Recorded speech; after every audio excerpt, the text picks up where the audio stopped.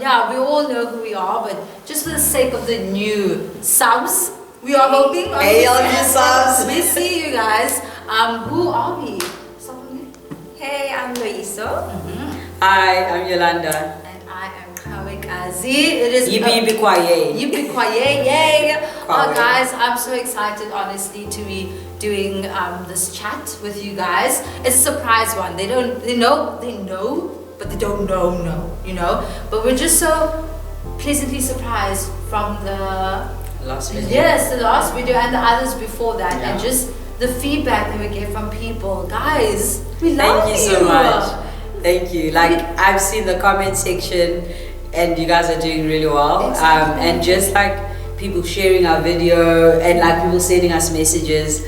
Thank you so much. We really appreciate it. Yeah, and even sharing the stories. Like some into what the conversation we're talking about. It's been really good to chat with you guys about that as well. So thank you so much for receiving our videos. Troopers. Thank Troopers you. indeed. Thank you guys. But yeah, for the new ones, let's not forget to do all them special things where we like this video, okay? I don't know where, but somewhere. Somewhere, and then we comment also It's this down way. below. It's this way, guys. It's this way, my bad. We like. Subscribe this week. Exactly. Subscribe, but don't just subscribe. Also hit the notification bell to know when we upload a new video. So let's get started to the surprise segment I have for you guys. Dive right It's literally inspired by a little, I want to say talk show, but not so much as that. But a video I saw on YouTube under Jubilee. It's one of the YouTube platforms. It's called Recipe for Change. Ooh. And yes, it has amazing black women. So Mary J. Blige, Kelly Rowland, Chloe, is that Chloe Bailey? Yes, Chloe Bailey. And so many more. Yeah, guys, love them. So we have our little scripts here. Okay, these amazing scripts. And they have the questions on them. Hopefully you can read. So you will pick one, read it out loud, share your answer, and then we just elaborate if you can. So yeah, let's get started with this amazing conversation. Lisa, I see you shaking your head. Why? Why? I think we start with her. Okay, I'll read the question. You gotta answer. You gotta answer. Oh. Yeah. You read, you answer, my friend. This feels like, what's that show called? Friends Like These. Oh yes! It used to be so intense. They do. Ooh, this is so cool. Uh-huh. How has code switching affected you in your life? Before you answer, Yeah. maybe please take a moment. Thank you. Worked hard. Thank you guys. It's very nice. Yeah. And I think we discussed this also with the simulation. Yeah. So this should be easy, your answer. Should be. Okay. Read the answer, the question again, just in case. How has code switching affected you in your life? Sure.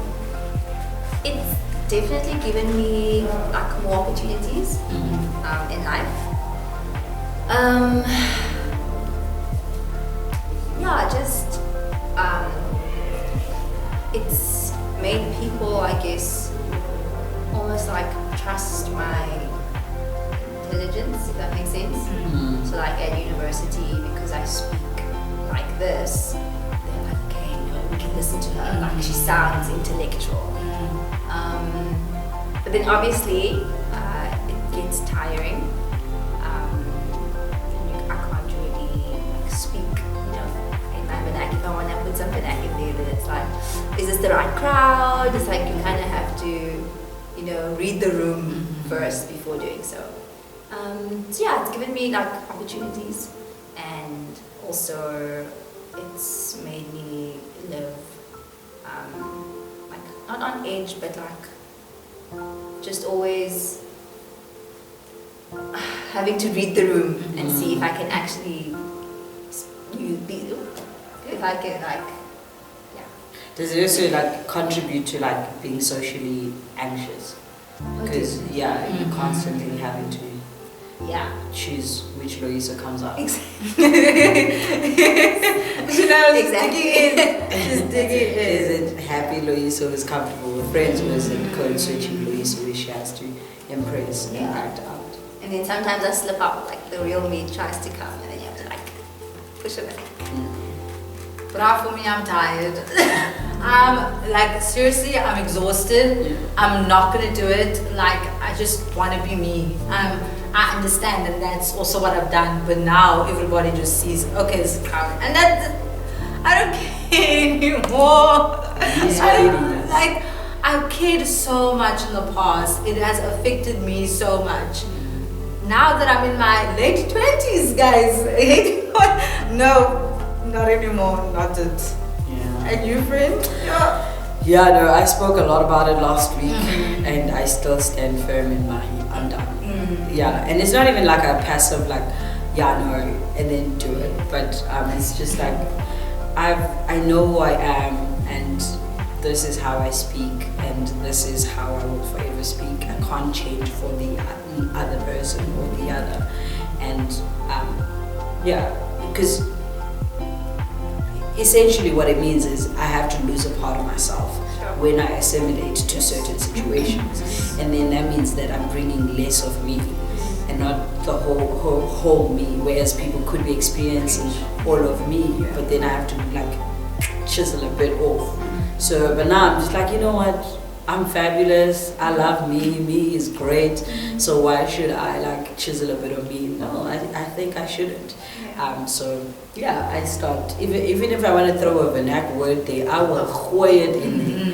Like at any time I feel like cover this and then continue speaking fluent English, I will do it. If you don't know what cover is, it seems like a you problem. And it's somewhere it's a you problem. If you don't know, go look it up. Go look it up, guys. Okay, respectfully. It's not even a disrespect or respectfully, just go look it up. Go, guys.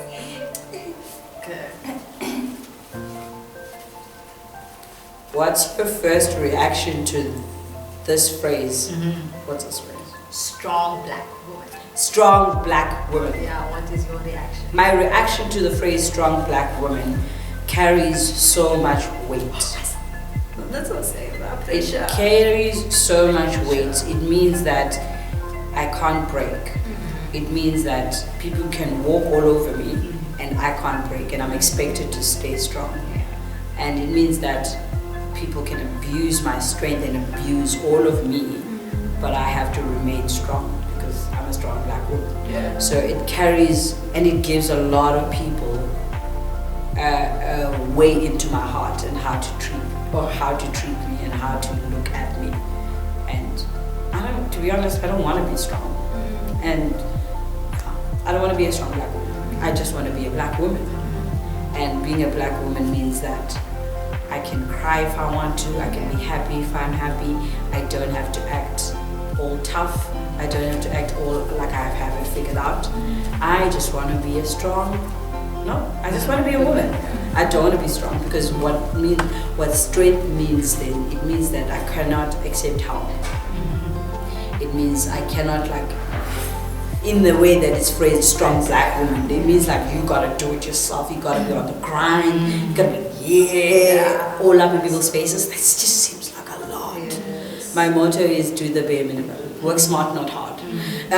So for me, it gives a lot of room for people to treat me not good.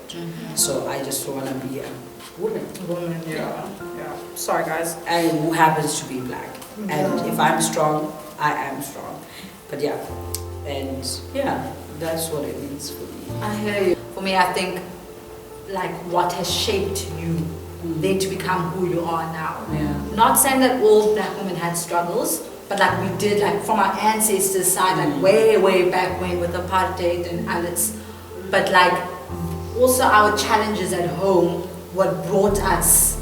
And we had to develop like thick skin because of those situations and circumstances and how society has treated us. So now we have to build this thing of strong. Because of that past. But also I know you want to be like, yes girl, you're strong, you want to affirm yourself, which is good too. Like I don't get me wrong, it's good too, but don't also forget you are a human. You are a human being. Yeah. Things You're are allowed to take a pause. Exactly. like in your strength, you're allowed to take a pause. Exactly. And you know what? Like a friend of mine said something cool, saying that strength, being strong, means that you can actually ask for help. Being strong means asking for help. Being strong, saying I'm not okay, that's a form of strength. Asking for help is a form of strength. It does not mean do it yourself on the grind. There you are. Because also that means that you are your own God. And the whole thing about Christianity is that we are so full of sin. We are so meek. We are like, we can't do anything on our own strength. We need God to do the things that He's enabled us to do. So therefore our strength is found in God. If we do it ourselves, then we decide to be the God. And that's not what God has for us. God wants us to not have strength so that He could be our strength. So then the whole idea of like being strong black women is great. But also realizing that our strength comes from God. He's the one that enables us to do all the things that we can do. So I think for me, like a mistake I often make is I want to do all of these things by myself so that I can be like, I did it.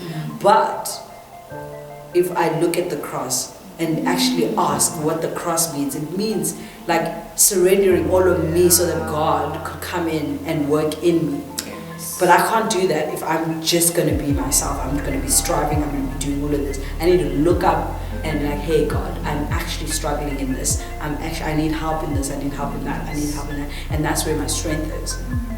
But you in society, you don't hear a lot about like, actually, where do we find our strength? Facts. Yes. This is very anything to share with that. Yeah. So Do you want to read the question again? You're fine. I remember. So like the way society, says strong black women, it has like a lot of underlying negative implications.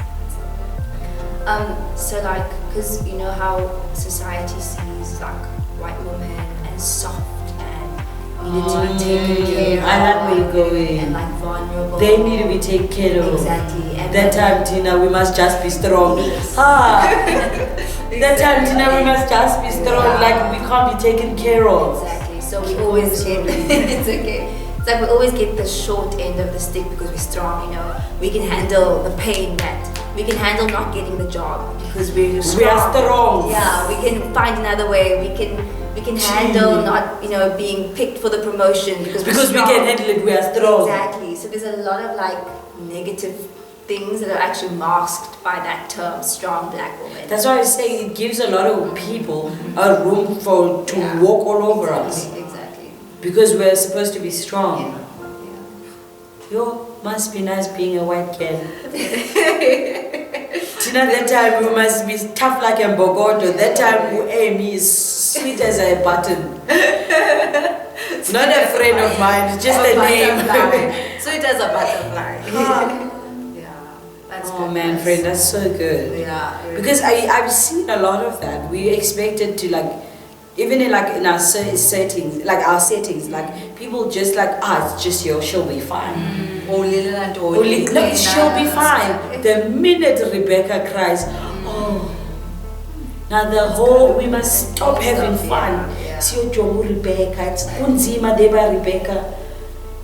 That time when, hey, you are having such a hard time. That time, Mamako does not have money. You are there, you even getting to this space. Yeah.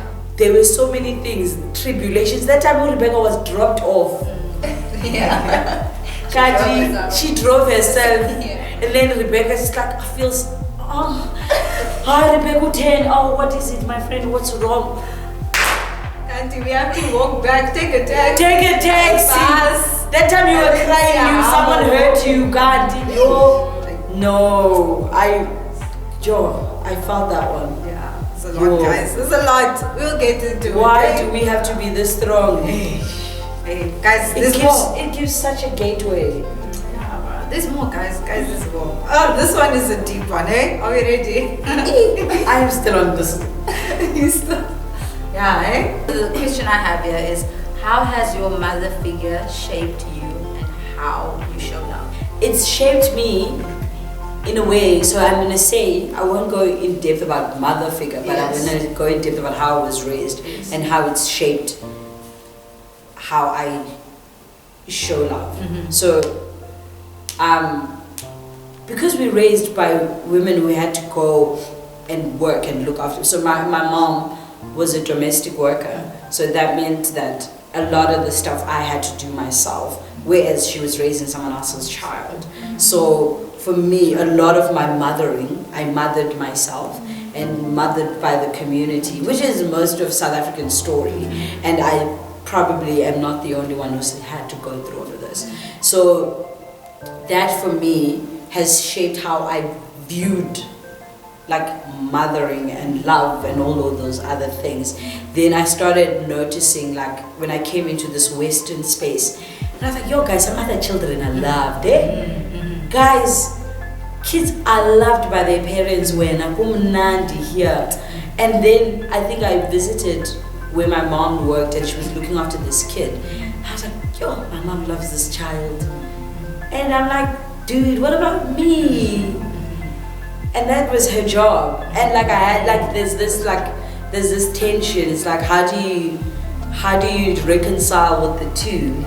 And yeah, I'm not gonna lie, it's still like it is a journey where you like actually, because of the systematic racist, all these things that happened in South Africa, that it's very hard to actually, as a black person who lives in a space where there's inequality, it's hard to have a perfect family or to have a structure of family that looks redeeming. So I won't put all the blame on the parent. I won't put all the blame on the lack. But actually look at the real reason is that we're still under the systematic racist culture of apartheid, even though the apartheid yaphela 26 years ago, but we're reaping the effects of it. So it's a very unfortunate thing. So it's shaped a lot, because then I came into this Western space where I see how kids are treated by parents, how they loved, how they whatever, and then having to reconcile with that. I was not loved. I was loved, but in a different way. Yes. My mom had to sacrifice so that I would be able to eat. My mom had to sacrifice loving me and caring for me and looking after me by doing that to someone else, because that's how she brought the bread and butter. Had she chose to look after me and love me and mother me, I don't think we would have been here. I don't think we would have made it, because there was no income. She's a single lady. If she decided, you know what, I'm going to love my child, I'm just gonna love. I don't know if I would have starved out of love, because she had to leave and get the job. So that's how like it was for. That's the idea of love. But now how I show love is I try to be present, because I didn't have that. So I'm very much intentional with the people I love. I'm very much intentional with the people that I come across. I love working with kids, because I know what it's like to be a kid who wasn't looked after. So then I do such a good job in looking after kids and loving them and listening and like paying attention and doing all of those things, because I never had that. So that's how I show love, and that's how I'm like, the style of loving I've chosen is to be present, to be loving, to be caring, because I never had it. And so I'm trying to do what I didn't have. And obviously in the line of work I'm in, where like I do kids work, and you literally have to go, how would Jesus respond to this kid? And you have to look at it from the lens of like love. And it's hard, but it's partnering with God, you kind of like get the hang of it. And also you've watched, you've seen, so we mimic. So I started mimicking a lot of the stuff from the Western side of it, because in my Africanness my mom was wronged for being my mother. So so there's that. And So it shaped you. is how it shaped me. It shaped me to be more intentional and more present and try to do better. Yes. I'm trying to do better than what was given to me. Yes. Yeah. Yeah, of course, I love my mom. We all do love our No. parents, like, of course. And like you see, the circumstances of what the society has, and also the past, their past of how they grew up, They have traumas. you know. So They're it's- raised by traumatic parents. They just unzi. yeah, eh? Yeah. So for me, I want to say I do the opposite, Yeah. but also to that extent as well, it shaped me to love my mom more, to see your mom, you had it tough, you had it hard, and I can see back then. Obviously, when I was a kid, I didn't understand. Yeah. As a kid, you're like, what's going on? You know? But now as an adult, I see like the sacrifices and all that they had to make. But for me, I'm like also kind of also opposite in a way that I also with do kids ministry and youth and stuff. So the way I care is also wanting to have that quality time and to just listen. Because I know that's what kids want. It's just someone to listen and not to always, you know. So yeah, my mom has loved and shaped me, her figure and her role in a way that I see in a different light and also sympathize with her and her journey as well. Yeah, because she also like wasn't mothered in a way. She also wasn't like the way apartheid took away from a family structure. They literally ripped our family structure as black people. The men worked in the mines and the women were left to look after kids. So we're coming from a broken home. We're coming from a broken structure. So, and then you expect people to raise and have families when initially that structure had been broken. So now you're going, okay, cool. Now you guys can start. Whereas you've taken so much away from people, and you've taken like their identity and who they are and how to love and how to look after this thing. And what I started noticing is this black love thing is we are starting to claim how a black person, how an African person would love, because it's not something we were taught and it's not something we were given the opportunity as black people to have. So it's gonna take us a long time because apartheid did a number on all of us. So there's a lot of like unlearning and there's a lot of trauma in just African families. There's a lot of trauma in African families and there's so much brokenness in African families because of the unfortunate world we live in South Africa. We all know we're facing that apartheid system, man. We all would love to live in oblivion and think it doesn't exist, but unfortunately it does. And you can't keep saying, it happened so long ago. It was not long ago. It was 26 years ago. It was not that long. 27. But 27, 28? Wait, 1994? That's 28. Yeah, so it's not that long. And we're not even close. Now, I didn't sneeze. It's weird. It's because It's not wet. It's not. It's wet because of the tea bag. Yes. It's how it's made. How is hard work. Yeah, It was this is poor so left. deep. What's your favorite thing about being a black woman? Oh, it's such a nice question. Okay. Tell you. I feel like, okay, I'm not going to speak about black women in general because we each have different experiences. But myself personally, I think one of my favorite things about being a black woman is the fact that, if I could say, I inherited a sense of rhythm. I don't say you've inherited. Black people can dance. We got rhythm. But don't put us on the spot, please, guys, and then make a circle around us and perform for you. No, please. We got rhythm. Yeah, we have, but don't put us up front. Favorite thing? Yeah, favorite being thing. a black woman.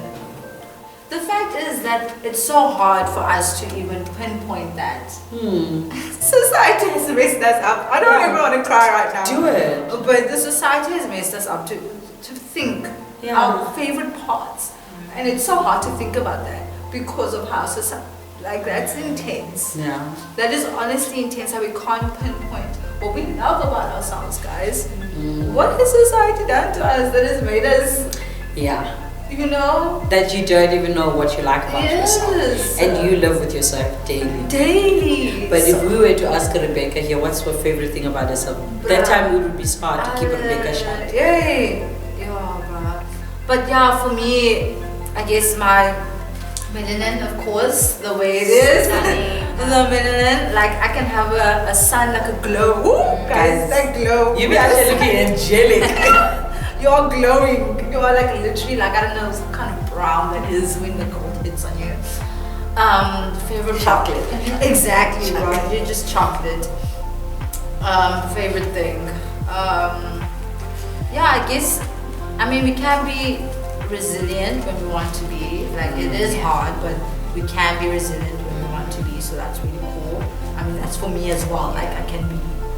Yay! I must.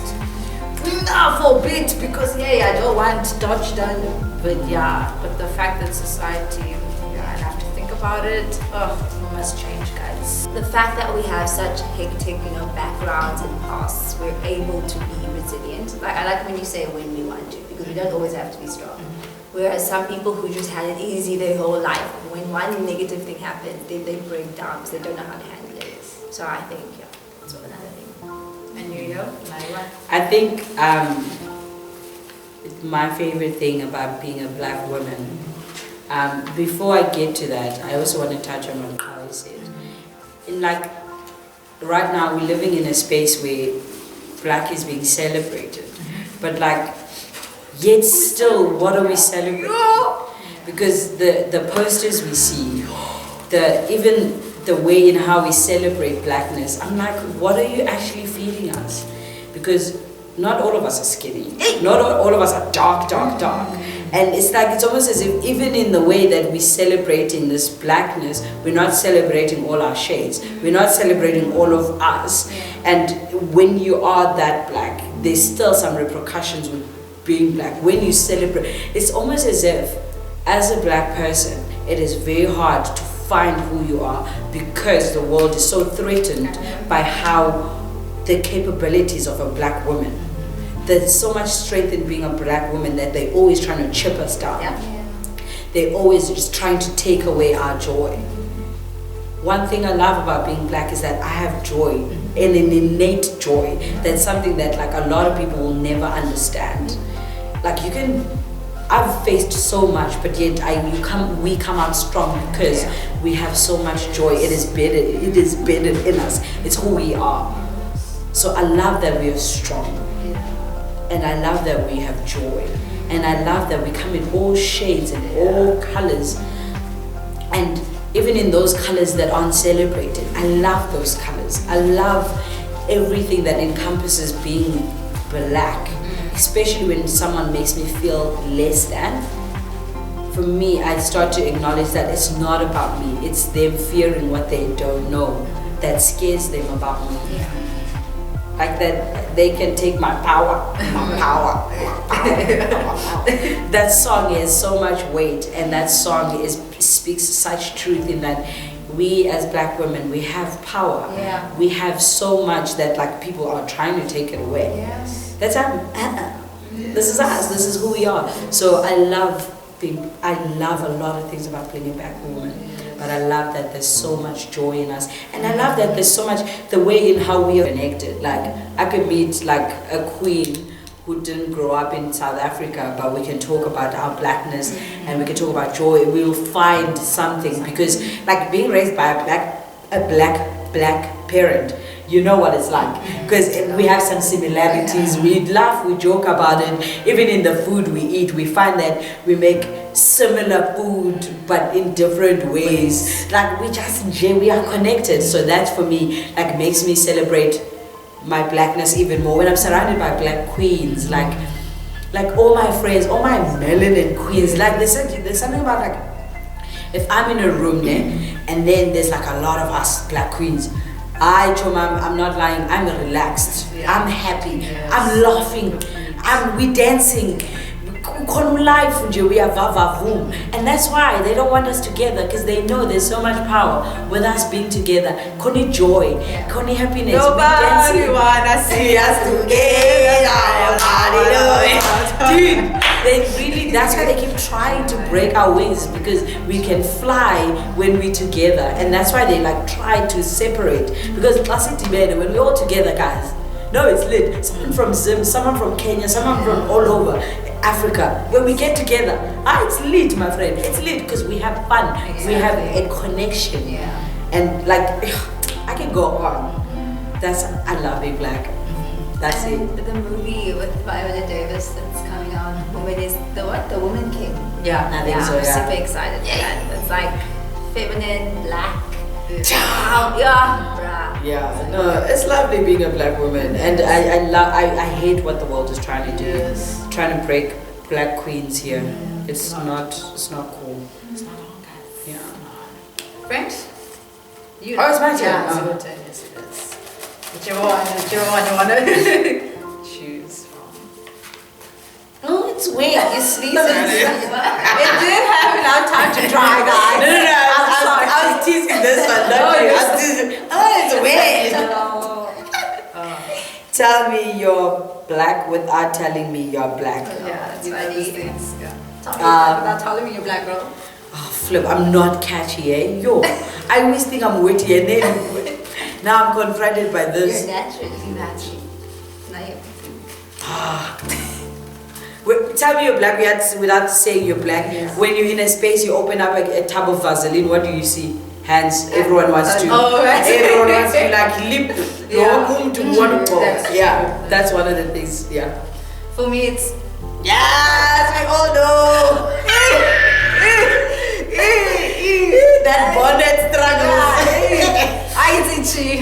Yeah. Yeah. Tell us you're black without telling us you're black. The stank face when you're dancing. Oh. Yeah. When you make the sound. Oh, tell me you're black without telling me you're black. Yo, hey. Tell me you're black. Tell me you're black. And Yes. The fact that you have to touch someone when you're laughing. When you're laughing. Exactly. Guys. gotta hold every bone. They must Slap be that. Exactly. That was funny. Yeah, that was awkward and funny. It was very awkward. Black people can be awkward too, okay? It's not just for white.